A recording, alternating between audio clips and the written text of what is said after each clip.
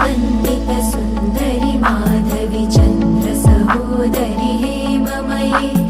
मुनिगणवन्दित मोक्षप्रदायिनि मञ्जुळभाषिणि वेदनुते पङ्कजवासिनि देवसुपूजित सद्गुणवर्षिणि शान्तियुते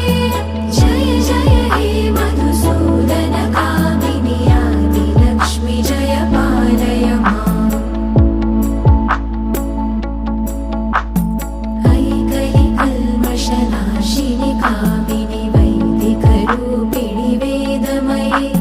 क्षीरसमुद्भव मङ्गलरूपिणि मन्त्रनिवासिनि मन्त्रनुते